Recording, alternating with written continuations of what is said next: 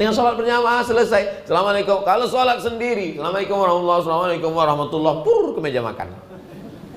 Assalamualaikum warahmatullahi, assalamualaikum warahmatullahi, langsung pula remote. Ada pula orang sekarang sholatnya pas waktu iklan.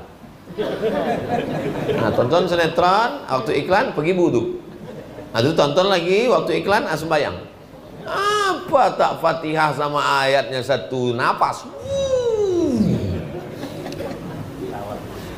Padahal sebelum sholat itu qul a'udzu birabbin nas malikin nas ilahin nas min syarril wasil khannas alladzi yuwaswisu fi sudurin nas minal jinnati wan nas.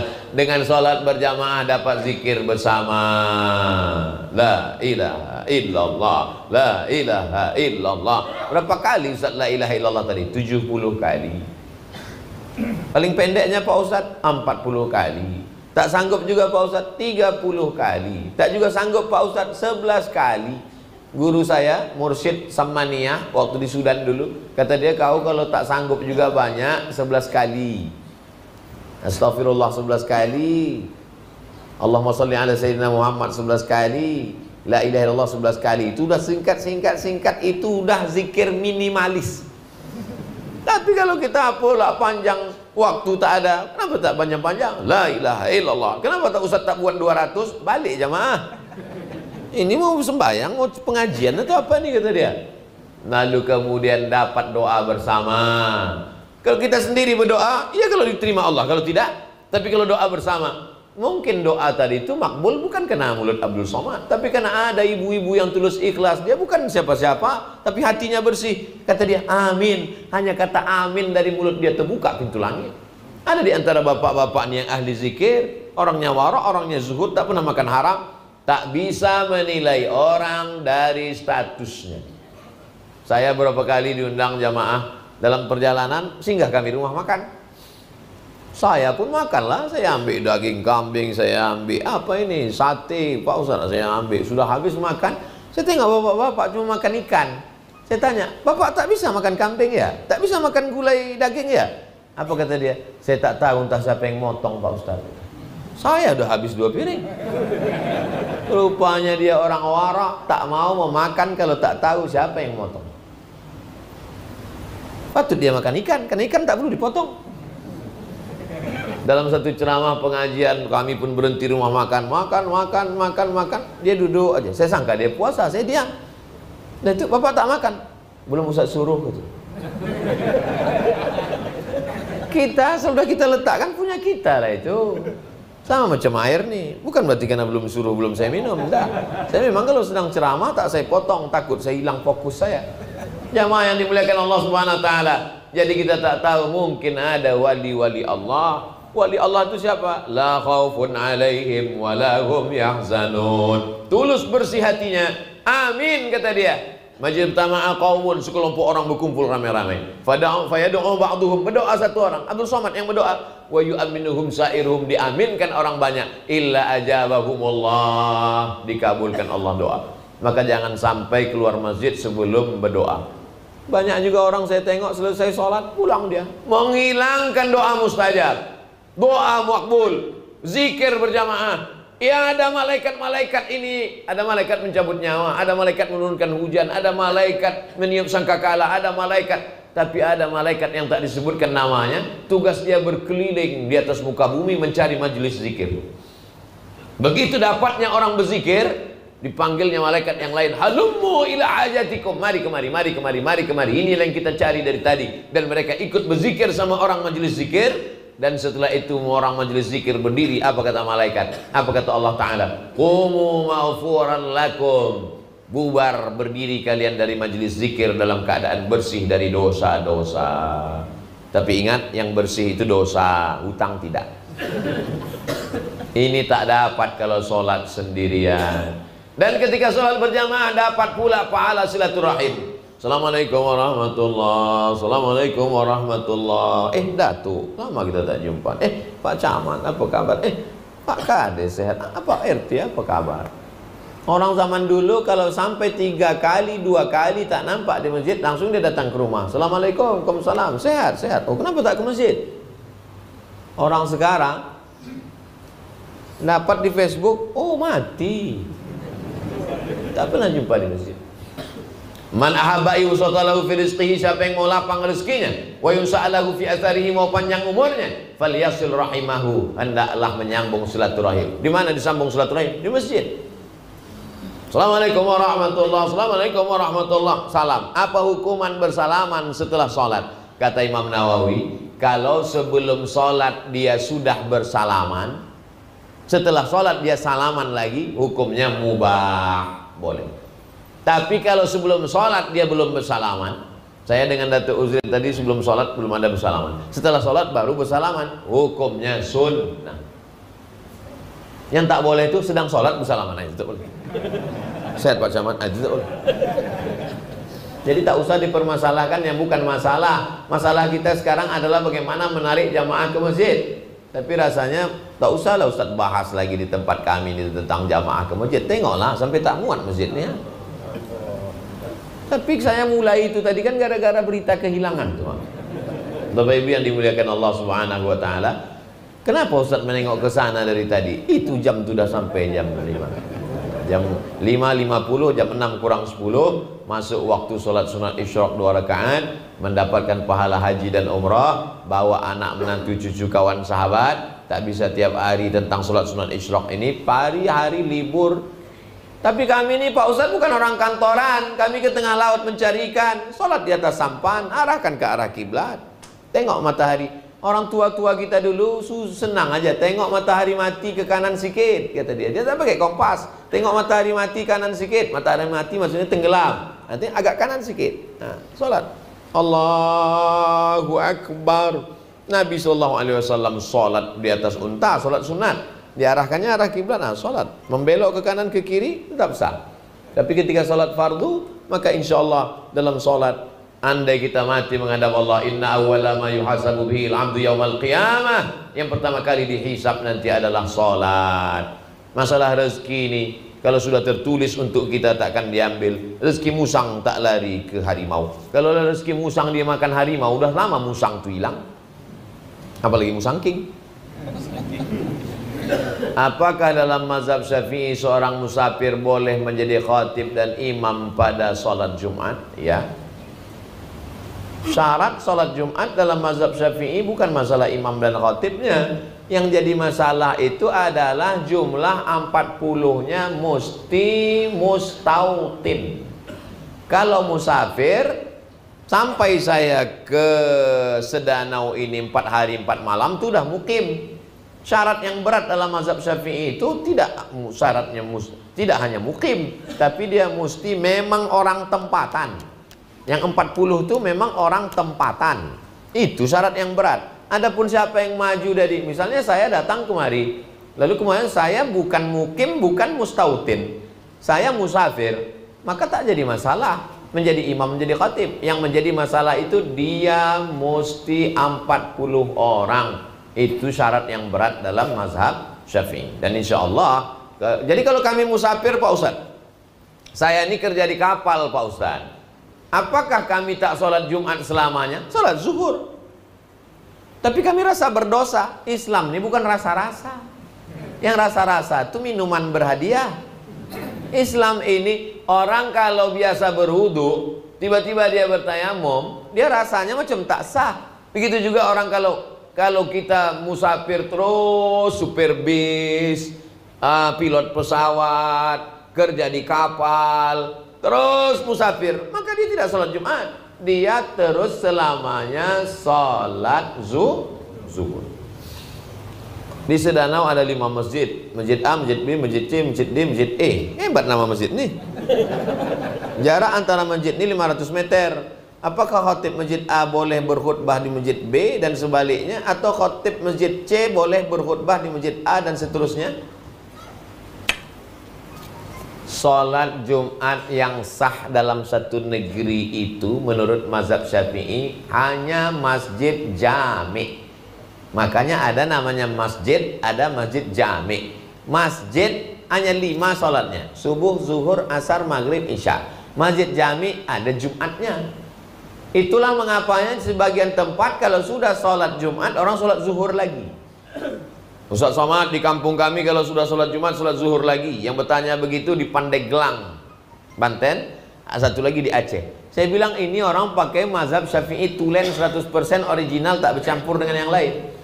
Karena dia setelah sholat Jumat itu ragu apakah sholat Jumat ini sah. Maka sholat Jumat yang sah hanya satu, sisanya itu adalah sholat zuhur. Setelah sholat Jumat dia ragu, maka dia sholat zuhur. Ini, tapi jangan pula bingung gara-gara saya mau menyatakan ini yang Syafi'i. Adapun yang lain bercampur. Jadi kalau begitu dia hanya khotib sekali saja. Media Islam sekali saja khotib. Itulah sholat Jumat dia. Jadi bagi kita yang beberapa masjid ini, mazhab apa sebetulnya yang dipakai ini? Sama macam di Mesir. Mufti Mesir itu Syekh Ali Jum'ah mazhab Syafi'i. Tapi dalam pelaksanaan sholat Jumat ini jalan. Seberang sini Masjid Al-Azhar, tempat kami kuliah Al-Azhar. Di seberang sini Masjid Husain, tempat kepala Sayyidina Al-Husain. Dua-duanya ada Jumat, dua-duanya sah. Selama jamaahnya mencukupi jumlah, maka sholat Jumatnya sah. Jadi kalau gitu kami 5 masjid ini sah sholat Jumatnya, sah. Selama jumlahnya kan lebih 40 kan? Maka sholat Jumatnya sah. Jadi khotib tentang berpindah-pindah tadi, dia hanya khotib satu saja menurut mazhab Syafi'i. Apakah sebenarnya yang dimaksud dengan karya mustautin dalam kaitan Jumat? Yang dimaksud dengan karya kampung adalah batas sur al-balad. Sur itu artinya tembok. Karena zaman dulu kampung itu dibuat tembok. Batas tembok itulah batas qasar dengan batas jamak. Kapan kita mulai boleh mengqasar dan menjamak? Lewat tembok. Kalau di dalam tembok tak boleh mengqasar, tak boleh menjamak. Lewat tembok keluar baru dia bisa mengqasar menjamak. Kalau dia musafir. Jadi tak ada orang musafir dijamak di dalam rumah. Setelah keluar tembok baru. Jadi kota Madinah Al-Munawwarah itu ada temboknya. Tak ada Pak Ustaz. Kami kemarin di Madinah itu tak ada tembok. Temboknya sudah hilang, tapi tiang tonggak itu ada. Keluar itu baru bisa. Kairo juga begitu, Madinah juga begitu. Kalau Bapak Ibu pergi ke Rabat Maroko, sampai sekarang masih ada. Dulu tembok itu di dalam kota, batas kota. Sekarang karena kota itu menjadi besar, dia di tengah kota. Dijadikan sebagai cagar budaya.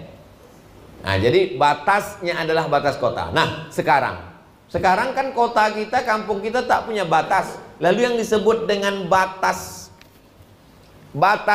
yang dimaksud dengan batas karyah itu apa? Batas desa. Batas desa dia itu apa? Sudah keluar itu, maka dia sudah dianggap musafir. Mustautin Pak Ustaz. Mustautin, saya kalau di sini 4 hari 4 malam baru sekedar muqim, belum mustautin. Tapi kalau saya sudah menetap tinggal di sini, maka di situ disebut dengan sebagai mustautin. Apakah disyaratkan KTP sudah turun Pak Ustaz? Itu syarat negara. Kalau syarat ada orang datang kemari, menikah dia dengan orang sini, menetap dia tinggal di sini, maka orang itu sudah disebut dengan mustautin. Bagaimana cara mengganti khotib yang batal tatkala sedang membaca khutbah? A. Jika rukun khutbah belum terpenuhi semuanya. Jika rukun khutbah sudah terpenuhi semuanya, naik khotib ke atas. Alhamdulillah, wassalatu wassalamu ala rasulillah. Ya ayyuhalladzina amanu taqullaha haqqa tuqatih, usikum wa nafsi bitaqwallah. Allahumma fir lil muslimina wal muslimat. 5 rukun khutbah. Alhamdulillah, sholawat, ayat, wasiat takwa, doa. Jangan sampai tak jadi sholat Jumat karena tak ada khotib. Karena khotib kita tak ada, maka kita zuhur saja. Naik anak muda satu ke atas. Alhamdulillah. Allahumma sholli ala sayyidina Muhammad wa ala ali sayyidina Muhammad. Ya ayyuhalladzina amanu taqullah, usikum wa nafsi bitaqwallah. Allahumma firil muslimina wal muslimat. Duduk. Habis itu tegak balik. Alhamdulillah. Allahumma sholli ala sayyidina Muhammad wa ala ali sayyidina Muhammad. Ya ayyuhalladzina amanu taqullah, usikum wa nafsi bitaqwallah. Allahumma firil muslimina wal muslimat. Dah turun, sah salat Jumat.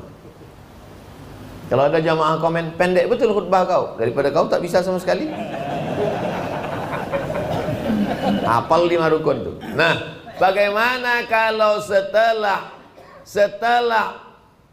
tiba-tiba dia bilang barakallahu li wa lakum fil Qur'anil azim wa nafa'ani wa iyyakum bima fihi minal ayati wa dzikril hakim. Sementara 5 rukun belum, maka satu jamaah mengingatkan. Apa dia bilang? Pak Khatib, lupa tadi berselawat.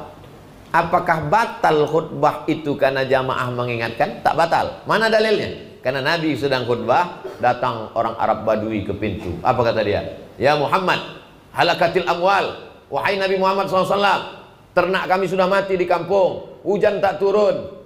Langsung Nabi mengangkat tangan istighosah, minta hujan waktu sedang khutbah. Aghithna, aghithna, aghithna. Selesai sholat Jumat, basah tanah Masjid Nabawi. Saking makbulnya doa Nabi, istighosah, minta hujan, istisqa waktu khutbah Jumat.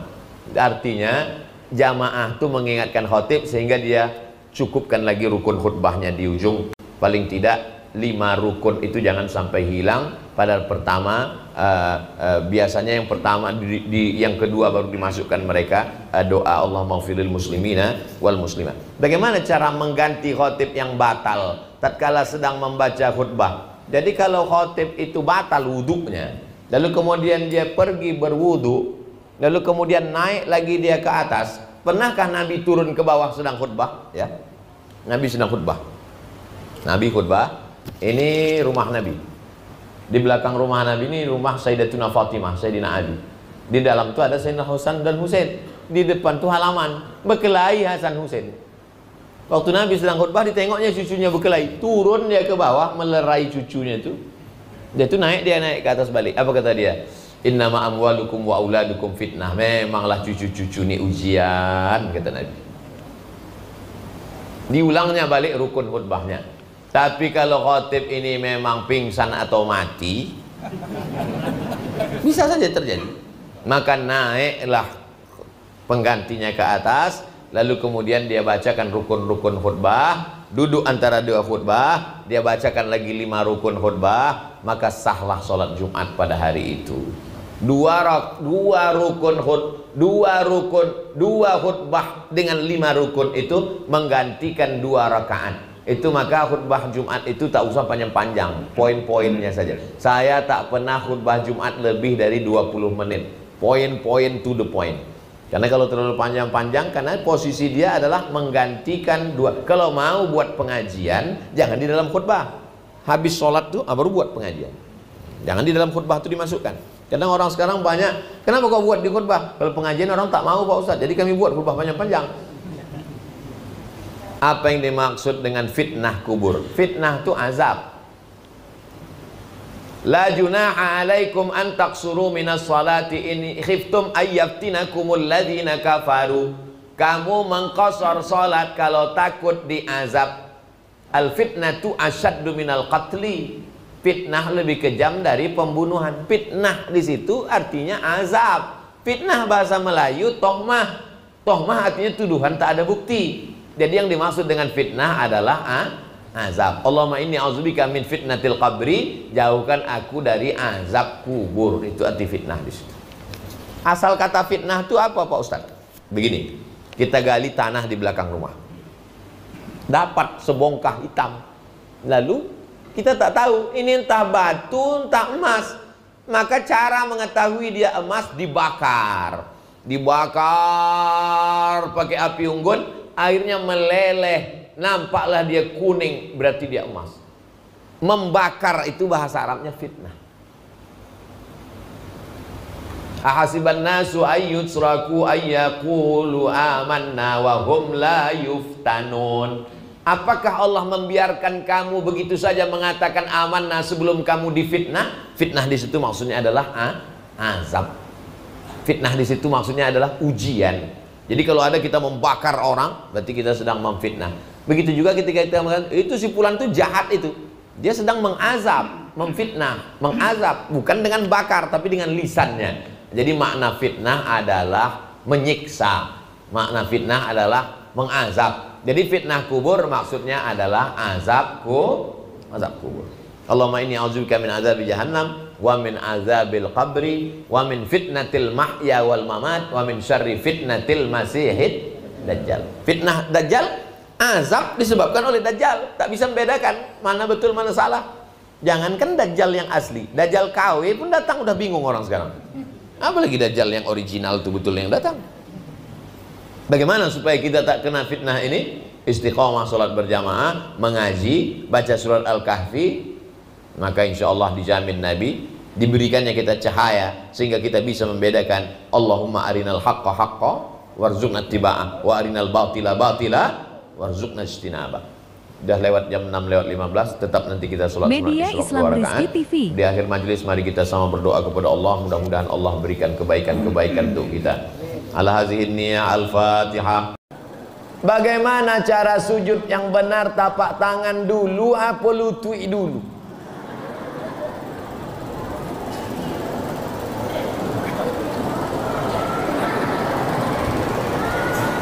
Geser kapo sikit Pak, mohon maaf beribu maaf. Ke sana, sikit aja sana. Lah, ikon ndak sujud kok. Mana dulu tun? Lutut dulu apa tangan dulu? Sujud. Allahu Akbar. Mana dulu? Lutut dulu. Jumhur mayoritas ulama lutut dulu turun baru tapak tangan. Adapun yang menyebut tapak tangan dulu, Allahu Akbar. Hadisnya maklub. Maklub itu terbalik. Maklub artinya terbalik. Yang kuat hadisnya lutut dulu. Sedangkan yang tapak tangan dulu akal, pendapat minoritas. Masalah iko sudah ambo tulis dalam buku 99 tanya jawab solat. Dapatkan di toko buku terdekat di kota Anda. Yang mendulukan lutut baru tangan sah. Yang mendulukan tangan baru lutut sah. Asal jangan koneng dulu. Itu enggak ada. Lah, boleh.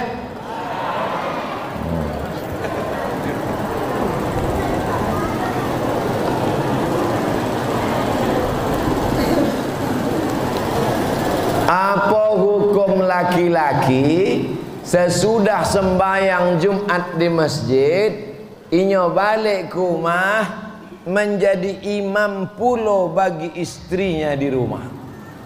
So sweet.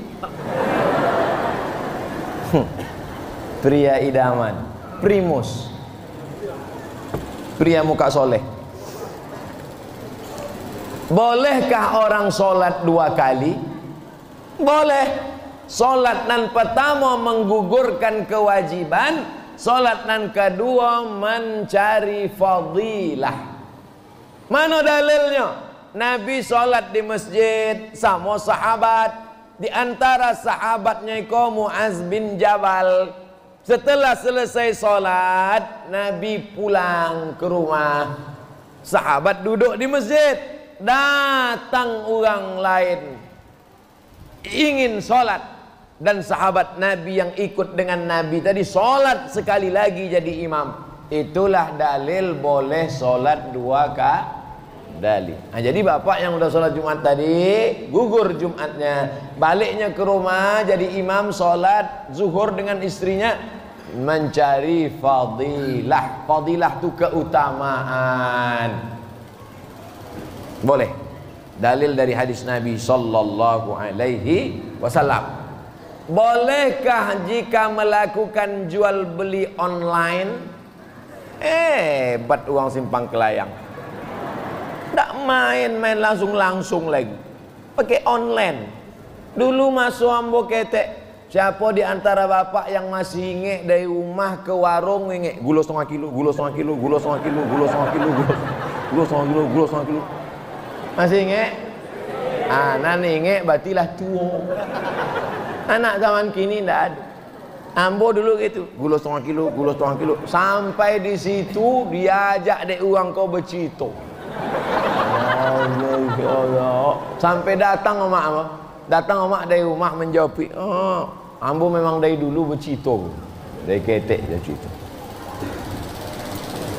Jual beli langsung pembeli penjual, sedangkan jual beli online iko orangnya ndak ada. Dengan syarat dan ketentuan berlaku hukumnya boleh. Namanya e-commerce, elektronik. komersial jual beli melalui alat elektronik. Syaratnya 3. Pertama, tidak ada ghish, tipu. Tidak ada tipu. Jangan sampai belilah tas kulit buaya. Di iklannya kulit buaya. Sesudah dibeli dikirim, rupanya kulit tupai. Tidak ada tipu. Yang kedua, tidak ada gharar, gambling, tidak pasti. Kirim uang Anda ke nomor berikut ini, akan kami kirim secepatnya. Kapan dikirim, Pak? Secepatnya. 6 bulan. Gharar, tidak pasti. Yang ketiga, tidak boleh ada namanya zulm, aniaya, sobek, rusak. Tapi kalau cukup syarat dan ketentuan berlaku, maka e-commerce jual beli online itu sah. Dapatkan tas di kota Anda, tanggal dikirim tanggal sekian, pembayaran sekian. Kalau tidak sesuai, silakan datang ke Air Molek, Jalan Jenderal Sudirman, di balik Rumah Sakit Ibnu Sina, boleh komplain. Kalau begitu maka hukum jual beli itu sah. Makanya tengok dulu websitenya. Enter. Oke. Tapi kalau tipu-tipu tak boleh, haram. Yang menipu dengan cara jual beli online, kalian makan haram. La ta'kulu amwalakum bainakum bil batil. Kalau tak cukup syarat dan rukun, jangan sampai menjadi batil. Na'udzubillah. Jika istri rajin sholat ke masjid, alhamdulillah. Sedang suami di rumah, na'udzubillah. Sementara yang wajib ke masjid itu kan laki-laki. Berarti lakinya kok LGBT. LGBT itu artinya laki gomok bini tipis. Bapak yang wajib ke masjid itu bapak. Ko ayatnya, ya ayyuhalladzina amanu, hai laki-laki, qu anfusakum, jaga dirimu, wa ahlikum, istrimu. Siapa yang disuruh menjaga dirinya? Laki-laki apa perempuan? Qu anfusakum, jaga dirimu, hai laki-laki, wa ahlikum, istri dan anakmu, naro, jangan sampai masuk api neraka. Dalam hadis, rahimallahu mar'an, Allah merahmati laki-laki, aiqadha ahlahu, membangunkan istrinya. Laki-laki membangunkan istrinya, bukan ibu menyiram pakai mangkuk. Oleh sebab itu laki-laki sholat ke masjid, tapi rasanya tak perlu saya sampaikan di Masjid Simpang Kelayang. Laki-laki ke masjid, kenapa? Masjid Simpang Kelayang sebesar ini sampai tak muat, tengoklah begitu aja. Entah tiap malam tengok subuh besok. Bukti berhasil pengajian malam ni, tengok subuh besok. Betul? Banyak nan ragu. La salata li jaril masjid illa fil masjid. Tidak sah solat orang yang dekat-dekat masjid ni kecuali di masjid. Perempuan kalau kau masjid boleh, tapi tak wajib. Ibu-ibu yang ke masjid boleh, tapi dengan syarat dan ketentuan berlaku. Jangan pakai lipstik 2 inci, jangan pakai celana sempit, iko telekung letakkan di leher, rambut tak pakai jilbab. Ke masjid banyak atuk-atuk masuk parit gara-gara menengok itu. Oleh sebab itu maka laki-laki yang ke masjid, Nabi kalau selesai sholat, asyhadun fulan, asyhadun fulan, asyhadun fulan, mana si fulan, mana si fulan, mana si fulan. Kenapa tidak datang ke masjid? La uharriqanna alaihim buyutahum. Siapa yang tak datang ke masjid, ku bakar rumahnya. Siapa yang tak ke masjid, ku bakar rumahnya. Bertambah titik api di Provinsi Riau. Saking banyaknya rumah terbakar karena tak ke masjid.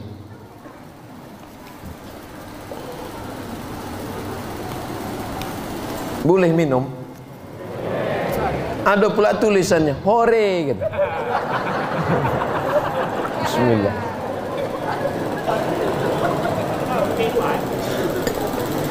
Membaca apa salah? MDA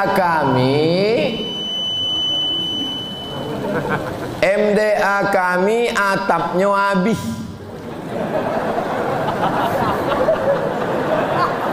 Adonan bolong batu, adonan lah dia to habis. Dimaling orang. La ilaha illallah. Iko bukan uang simpang kelayang. Anak-anak sekolah MDA numpang di SD. SD itu tak bisa lagi dipakai karena muridnya pagi sore sekolah. Bagaimana jalan keluarnya Pak Ustaz? Entahlah. Nanti kau pun belum selesai lah. Media Islam Rizki TV. Ambo minta tolong angkat 10 jari apa nang kayo-kayo yang sawit banyak. Tolong kau Pak. Tolonglah MDA kau, awak malu sok di hadapan Allah. Kalau memang kau kaya bukan dengan mobilmu yang baru, kalau kau kaya bukan dengan rumahmu yang besar, karena semua akan tinggal. Yang akan kau bawa menolong di hadapan Allah nih, kalau kau buatkan atap MDA nih Pak, kau gajikan gurunya, itulah yang menolong di hadapan Allah SWT. Lapang kuburmu mengalir air menetes di hadapan Allah Subhanahu wa taala. Mudah-mudahan dibukakan Allah pintu hati orang mau menolong insyaallah. Amin. Itulah dapat yang mau sampaikan. Saya selalu melawan suami saya.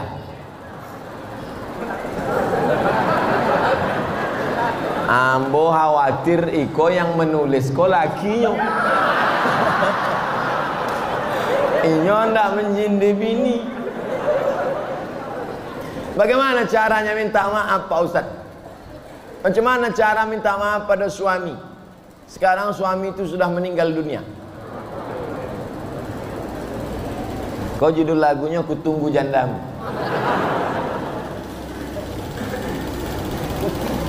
Bisakah awak minta maaf salah pada orang menangis di pintu Ka'bah? Ya Allah, maafkan salah hamba pada orang simpang kelayang. Tidak bisa. Salat sunat taubat, minta maaf pada Allah, dosa awak pada Allah. Adapun pada orang meninggal tidak bisa. Awak cari di akhirat esok. Tapi Allah berikan kemudahan buka pintu maaf. Dengan cara apa?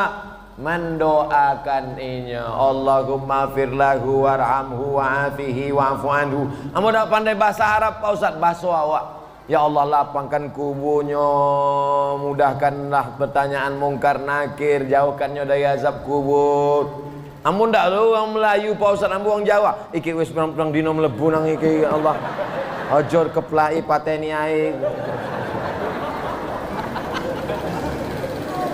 Nang pertama berkirim doa. Nang kedua berkirim zikir. Bisa zikir dikirimkan. Yuk, itulah disebut dengan tahlil. Tasbih subhanallah. Tahmid alhamdulillah. Takbir Allahu akbar. Tahlil la ilaha illallah. La ilaha illallah. Ya Allah, sampaikanlah pahala zikir kepada almarhum suami saya yang dulu aku kasar cakap dan selalu ku caci maki, sumpah serapah. Matilah bang, rupanya dia betul mati. Apa dalilnya boleh mengirimkan tasbih?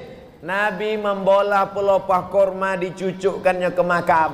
Kata Nabi, pelepah korma kau bertasbih. Kata Imam Nawawi, kalau tasbih pelepah korma sampai, maka tasbih orang beriman pun Tiga, sodakoh kirim kepada almarhum suami. Ini pengurus masjid, saya kasih 1 juta niat untuk suami saya. 1 juta membeli semen untuk atap kubah untuk suami saya. Sampai. Apa dalilnya? Ummi matat, emak saya meninggal. Afa atasaddaqu anha, bolehkah saya bersedekah? Kata Nabi, tasaddaq, sedekahlah. Ayu sadaqatu afdal. Apa sedekah yang paling afdal? Saqiyul ma, memberi air minum. Ibu yang suaminya meninggal, cari masjid yang tak ada sumur bor, orang wudhu payah, buang air besar, buang air kecil payah, keluarnya mudah, ceboknya payah. Sedekahkan sumur bor. Di masjid Simpang Kelayang air mengalir dekat sungai, tak perlu buatkan sumur bor. Apa yang perlu sekarang? Begitu cara minta ampun. Mudah-mudahan istri-istri yang kasar-kasar dulu suami meninggal diampunkan Allah Subhanahu wa taala. Adapun yang masih hidup sekarang, jagalah bapak ni baik-baik. Betul, Pak? Tengok, mereka minta jaga. Nanti kalau sudah tak ada, baru ibu menangis. Kalau sudah tiada. Masjid itu tak boleh. Apa hukum suami yang selalu menyakitkan hati istri? Ini bukan bertanya, dia nak cerita je. Bila suami puan selalu cakap kasar, sumpah serapah, hamun, caci maki, tumbuk, tinju, pukul, muka biru, kaki patah, maka jangan pertahankan, kerana hidup hanya sekali. Buatlah untuk beribadah kepada Allah. Sudahlah di dunia susah, di akhirat neraka jahanam. Pikir baik-baik. Maka mengadulah kepada wali. Wali puan ada 6. Ayah, datuk, abang, adik lelaki, abang ayah, adik ayah. 6. 6-6-nya tak ada, dah habis kena tsunami semua. Report ke mahkamah syariah. Ada hakim kita di Sabah. Nanti hakim panggil dia. Laki Fir'aun, sini. Jangan diam. Kenapa bodoh? Kenapa tak bangkit? Kenapa tak melawat? Ini banyak perempuan dibodoh-bodoh oleh lelaki. Awak istri saya, surga awak di bawah tapak kaki saya. Ini bukan ajaran Islam. Perempuan diberikan kehormatan oleh Islam. Perempuan bukan budak hamba sahaya. Perempuan dalam Al-Quran disebut sebagai hunna libasul lakum wa antum libasul lahun. Perempuan adalah pakaian. Macam mana pakaian? Pakaian yang menutup diri. Abdul Somad berani bagi tazkirah ini karena pakaian. Ada sorban, ada ya. Perempuan yang menutup dia. Dalam hadis pula perempuan itu dikatakan khuliqatil mar'atu min dhila. Perempuan itu dari dhila, tulang rusuk yang bengkok. Di balik tulang rusuk ini ada jantung berdegup. Mana yang lebih hebat? Mana yang lebih kuat? Jantungnya apa tulangnya? Tulangnya. Kalau tak ada tulang, hancurlah jantung. Jantung hari ini terjaga. Bila ada aksiden, lalu kemudian orang jatuh, maka jantung dia tak luka sebab ada tulang. Maka perempuan dari tulang yang bengkok, tulang itulah yang menjaga. Tapi jangan silap, tulang ni bengkok. Idza akhadta aqamtaha kasartaha. Kalau kau paksa dia nak lurus, dia akan patah. Tapi kalau kau peturutkan, dia pula bengkok. Maka banyak lelaki yang mempeturutkan perempuan ni lelaki bengkok. Nah, ini. Oleh sebab itu maka perempuan jangan sampai mahu dicaci maki, disumpah serapah. Ini tak betul. Dia mesti diingatkan tentang lelaki. Maaf, ini masalah fiqh, mungkin tak beradab, tapi saya bacakan jugalah. Haid tak tentu. Selang beberapa hari berhenti, lepas tu datang lagi. Haid paling lama 15 hari. Lebih daripada 15 hari namanya istihadah. Bila dah sampai 15 hari mandi macam biasa, hadas besar, lepas itu tetap sembayang. Maaf cakap, jangan berwudu sebelum azan. Bila nak sembayang lepas azan, Allahu Akbar, Allahu Akbar, bersihkan, barulah berwudu. Menetes dalam solat ma'fu'an, dimaafkan.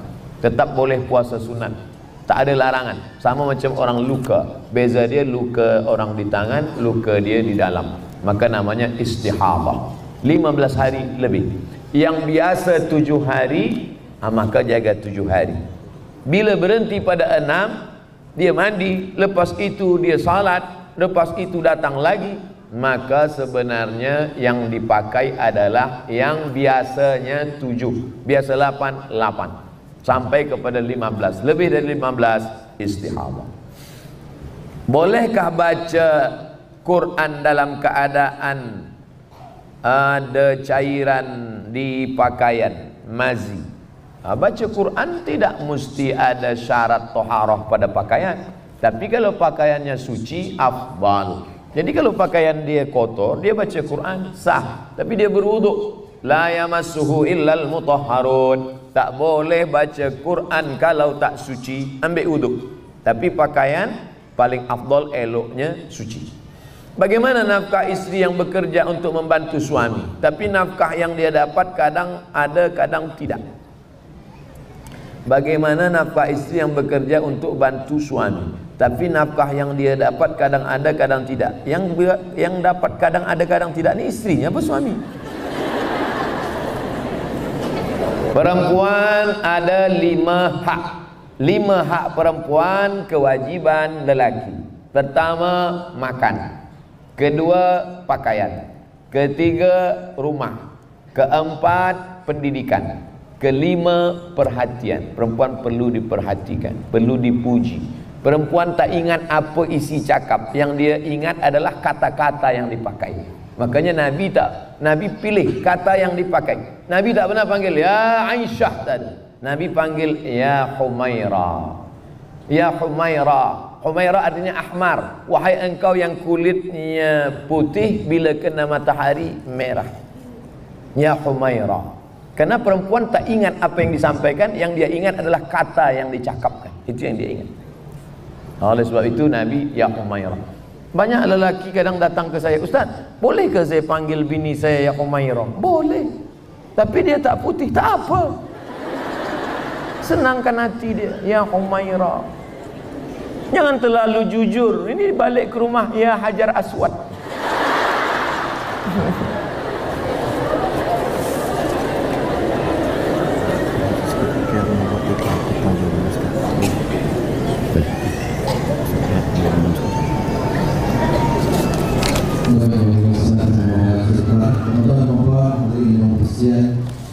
Sebagai jawaban barang dari barang yang Ustaz dititipkan daripada beliau bersama di hadapan tingkat Arab Bawah Borobudur di depan dengan Haji dan disediakan jualan barang beliau dikatakan UAS luasnya seperti buku tentang Haji dan Mesir dan produk-produk Ustaz bersama itu dikatakan dengan sekarang menjelaskan dengan dari luar nanti satu pekerjaan penolakan semua hadir di Borobudur. Terima kasih. Perempuan yang membantu nafkah kerana suami tak punya duit banyak, maka balik dari sini bagi tahu dia, abang, sebenarnya aku tak wajib tolong engkau, tapi sebab aku kasihan, jangankan duitku, nyawaku aku berikan. Tapi kalau engkau macam-macam, tapi jangan lupa, perempuan juga boleh bekerja kerana izin dari suami. Bila dia tak bagi izin, izinkan aku nak kerja, selangkah engkau keluar neraka jahanam tempat. Kalau aku bagi 50%, pergilah. Oleh sebab itu maka mesti ada bekerja sama. Wa ta'awanu al-mu'minun perempuan, wal mu'minat laki-laki, wal mu'minun laki-laki, wal mu'minat perempuan, ba'dhuhum awliya'u ba'd, mereka saling tolong menolong. Tolong. Orang cakap ada anak boleh doakan kita bila kita nanti mati. Bagaimana kalau kita pasangan dah lama nikah tak ada anak? Doa siapa yang kita harapkan? Doa Abdul Somad. Siapa puan yang tak ada anak, maka doa orang lain sampai. Jangan kata doa orang lain tak sampai. Kalau doa orang lain tak sampai, takkan Nabi ajarkan salam pada kubur? Kita lalu di kubur, Nabi ajarkan Assalamualaikum ya ala diyar minal mu'minin wa inna insyaallah bikum lahiqun yarhamullahu al-mustaqdimina wal mustakhirin nas'alullah lana wa lakumul afiyah. Panjang Ustaz ya. Tempat kami biasa tuan guru pendek je. Apa kata dia? Assalamualaikum ya ahlal kubur. Jadilah daripada tidak sama sekali. Assalamualaikum ya ala diyar minal mu'minin wa inna insyaallah bikum lahiqun yarhamullahu al-mustaqdimina wal mustakhirin nas'alullah lana wa lakumul afiyah. Kalau doa itu tak sampai, untuk apa Nabi ajarkan? Itu maknanya doa kawan-kawan, doa sahabat-sahabat semuanya sampai. Adapun hadis yang mengatakan idza mata ibnu Adam, idza matal insan, kalau anak Adam mati, in qata'a amaluhu, putus amalnya, yang mengalir 3. Itu maknanya amal Abdul Somad, amal kita waktu hidup dulu semuanya putus. Yang rajin sembahyang duha, lepas mati masih boleh solat duha. Mana ada orang mati sembahyang duha? Baca yasin, lepas mati putus. Tapi ada amal kita yang tetap mengalir. Amal kita yang sudah mati tetap mengalir. Anak soleh, sedekah jariah, ilmu bermanfaat. Adapun amal orang hidup kepada orang mati tetap mengalir, baik anak maupun orang lain. Makanya bagi yang tak punya anak, jangan takut. Boleh jadi amal anak yang derhaka, yang guna dadah, yang buat dosa, itu mengalirkan dosa. Na'udzubillah. Tapi dosa orang lain tidak mengalir kepada kita. Tapi dosa anak boleh mengalir kepada kita. Namanya apa? Dosa jariah. Sebab kita tak didik dia pendidikan agama. Jangan sedih tak ada anak, sebab doa orang lain pun sampai pada kita. Maka bagi tanah buat untuk sekolah tahfiz Al-Quran. Semalam saya dibawa ke tahfiz Quran Darul Ulum Al-Quraniyah. Rumah cantik, besar, tanah, makanan. Ini dari siapa nih? Penderma wakaf. Mengaji budak-budak 17 orang pagi, petang, siang, malam. Mengalir pahalanya. Jangan sedih, tak ada. Saya nak minta Ustaz doakan kesihatan ibu saya, boleh mengidap kanser. Nanti di akhir majlis kita sama-sama doakan. Semua mudah-mudahan Allah berikan kesihatan. Allah bagi anak soleh solehah, penghafal Quran, dijauhkan dari segala musibah. Nanti di akhir majlis kita sama berdoa. Saya punya anak angkat lelaki sudah akil baligh. Apa hukum menunaikan umrah haji sekiranya tinggal sebilik? Bagi puan yang tak ada anak, bila nak ambil anak angkat, ambil anak saudara yang lelaki. Kerana anak saudara lelaki puan punya saudara, dia ada anak lelaki, ambil dia, itu mahram. Kalau anak perempuan, ambil anak perempuan dari anak saudara suami. Suami puan ada anak saudara dia perempuan, ambil, itu mahram bagi dia. Jangan ambil anak orang lain kerana tak mahram. Ambil anak laki orang lain, tak mahram. Lebih berbahaya lagi, ambil anak perempuan orang lain. Pertama anak angkat, lama-lama jadi bini angkat. Banyak terjadi.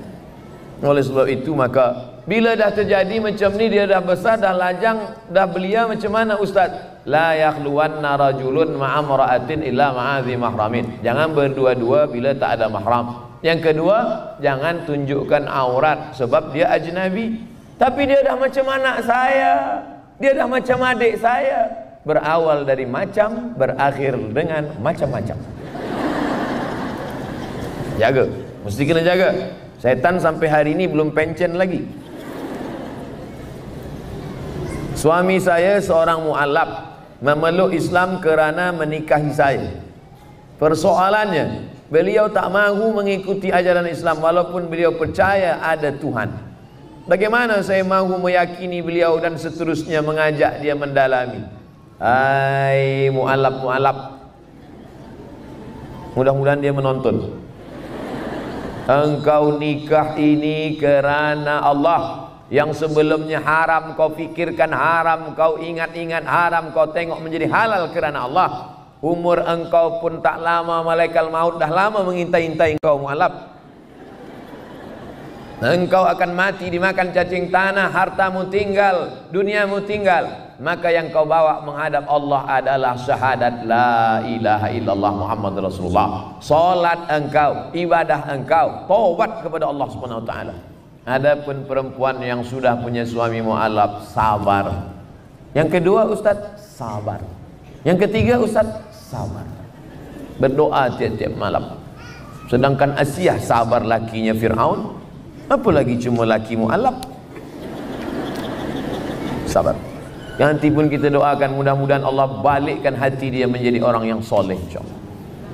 Susahkah Allah membalikkan hati orang yang tak sembahyang menjadi sembahyang? Mudah. Innama amruhu idza arada syai'an ayakula lahu kun fayakun. Senang aja Allah nak balikkan. Lalu kenapa Allah tak buat suami saya taat? Ujian. Ada orang ujian imannya sakit, ada orang ujian imannya susah. Puan diuji Allah dengan satu mu'alaf.